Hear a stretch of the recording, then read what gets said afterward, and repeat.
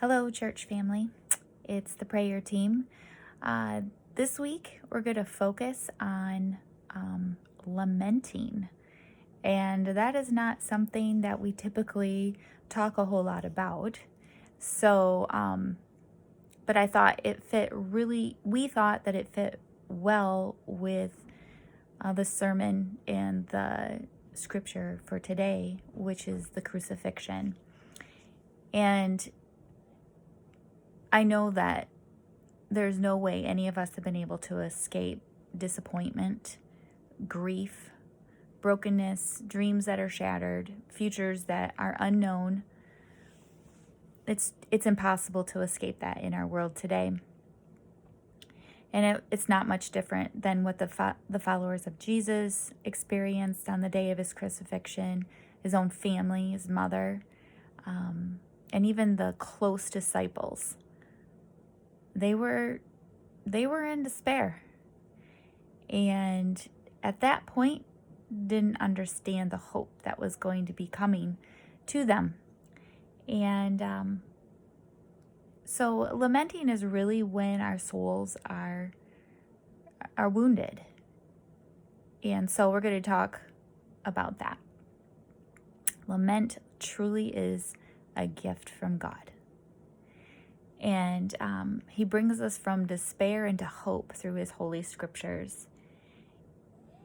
And if we don't express our pain, then we transmit that pain to others around us. We need to allow God to transform the pain.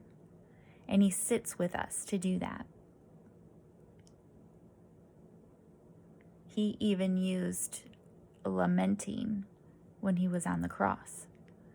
It's found Psalms 22. So at the end of this, we're going to lament just as Christ did on the cross. So during this week, what we would typically call, I guess, Passion Week, just to ask these questions. Is there healing or brokenness in your life that's been left undone? Is there a sin that you've hidden and it's just irreversible and you can't go back and you lament and you're in despair about it? Is there a lost job that's causing you to despair? An uncertain future? Or do you know somebody that you could help with this process to turn despair to hope? Because isn't that what we're called to do?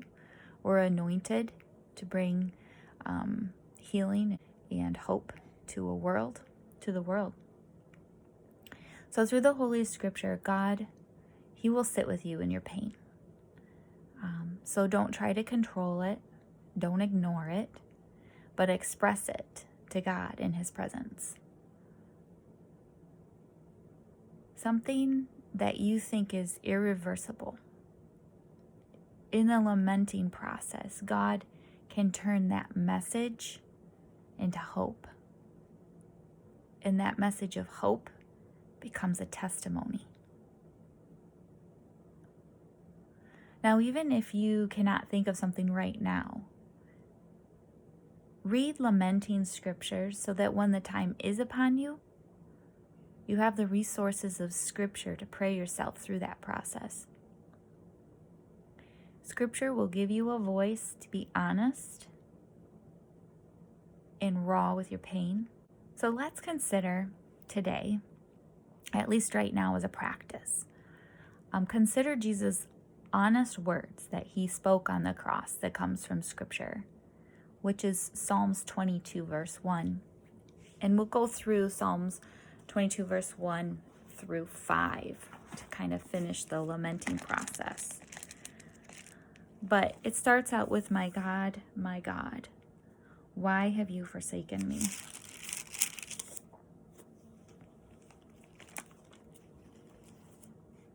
Why are you so far from saving me, so far from the words of my groaning? Oh my God, I cry out by day, but you don't answer, by night, and you are silent. Yet you are enthroned as the Holy One. You are the praise of Israel. In you our fathers put their trust. They trusted and you delivered them. They cried to you and were saved. And in you they trusted and were not disappointed. So I don't know about you, but that brings me hope that I know if I trust in God, that I'm not going to be disappointed. He's going to take what has happened and he's going to work it out for my good. So we encourage you today or this week, to go to the Psalms, to go to Lamentations, to go to Job, to go to Jeremiah, or maybe even Jonah, and lament with God.